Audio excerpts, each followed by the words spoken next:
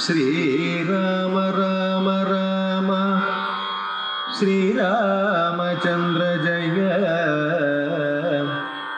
ശ്രീരാമ രാമ രാമ ശ്രീരാമഭദ്ര ജയ.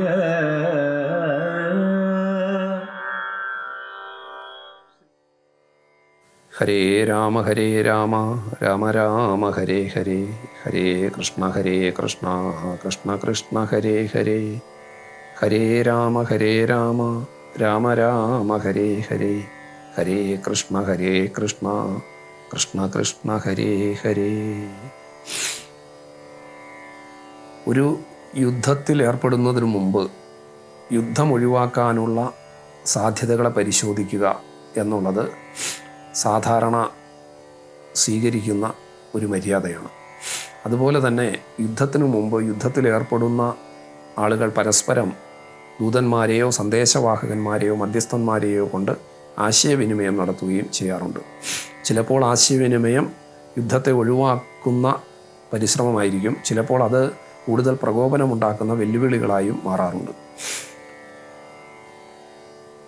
ശ്രീരാമപക്ഷത്തു നിന്ന് ശ്രീരാമദൂതനായിട്ട് ലങ്കയിലെത്തിയ ഹനുമാൻ ലങ്കാനഗരത്തെ ചുട്ടുപൊട്ടിച്ച് വരികയും രാവണനെ വെല്ലുവിളിച്ചുകൊണ്ട് ശ്രീരാമൻ്റെ ദാസനാണ് താൻ എന്ന് പ്രഖ്യാപിച്ചുകൊണ്ട് രാവണനൊപ്പമിരുന്ന് രാവണനേക്കാൾ വലിയയാളാണ് ശ്രീരാമൻ എന്ന സന്ദേശം പകർന്നു നൽകുകയും ചെയ്ത ചിത്രം നമുക്ക് രാമായണത്തിൽ കാണാൻ കഴിയുന്നുണ്ട്.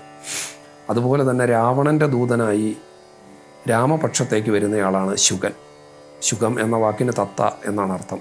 അപ്പോൾ പക്ഷിയുടെ രൂപം ധരിച്ച ഭീകരനായ രാക്ഷസനായിട്ട് ശുകൻ രാവണൻ്റെ ദൂതനായി, രാവണൻ്റെ സന്ദേശവാഹകനായി രാമപക്ഷത്തേക്ക് വരികയാണ്.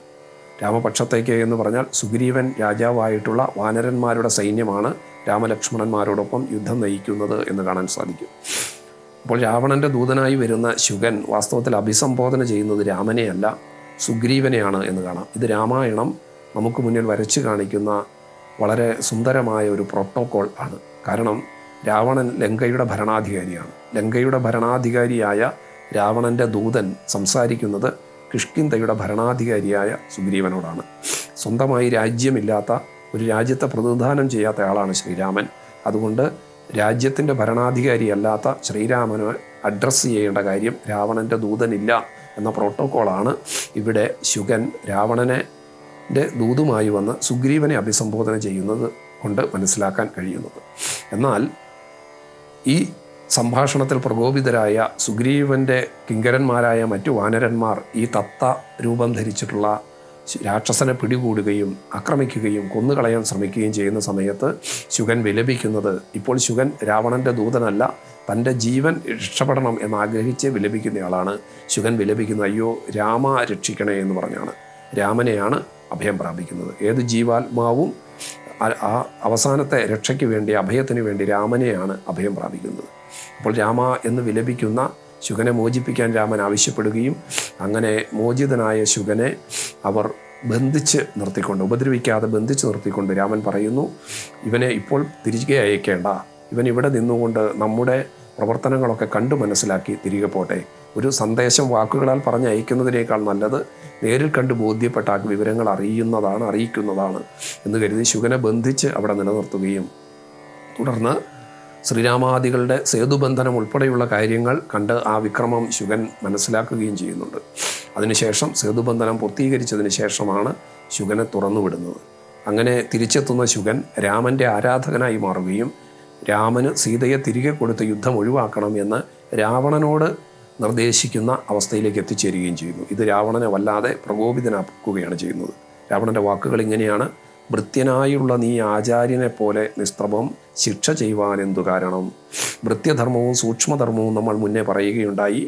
ശുകൻ ഉപദേശിച്ചത് സൂക്ഷ്മമായ ധർമ്മമാണ്. പക്ഷേ ശുകൻ്റെ സ്ഥാനം രാവണൻ്റെ ഭൃത്യൻ എന്നുള്ളതാണ്. രാവണൻ്റെ സന്ദേശവാഹകനാണ്, രാവണൻ്റെ ദൂതനാണ്, രാവണൻ്റെ കിങ്കരനാണ്. അപ്പോൾ കിങ്കരനായ ആൾ, ഭൃത്യനായ ആൾ, സ്റ്റാഫ് ആയ ആൾ മേലധികാരിയുടെ നിർദ്ദേശമനുസരിച്ച് പ്രവർത്തിക്കുക എന്നുള്ളതാണ് ഭൃത്യൻ്റെ ധർമ്മം.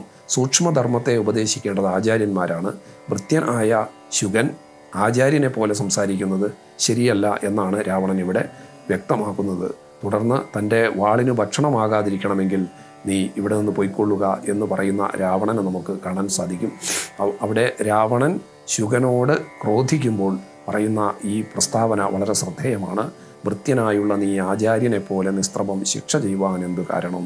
ഭൃത്യധർമ്മവും സൂക്ഷ്മധർമ്മവും എന്താണ് എന്ന് രാമായണം നമുക്ക് വരച്ചു കാണിക്കുന്ന മറ്റൊരു കഥാസന്ദർഭമാണ് ശുകൻ്റെ കഥ.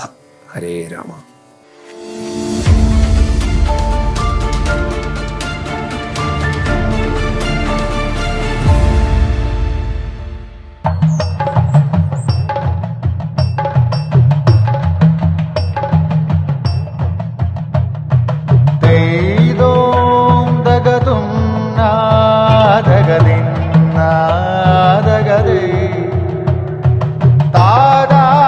Relax. Redefine yourself.